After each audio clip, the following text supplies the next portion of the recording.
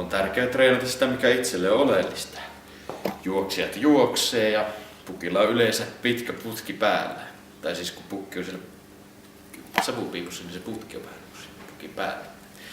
Onneksi tätä Dinoxiltakin löytyy tämmönen yleensä pitkä tämmönen köysä. Siinä on hyvä harjoitella sitä pitkää putkea, ylös nousemista siis. Otetaan tästä vaan.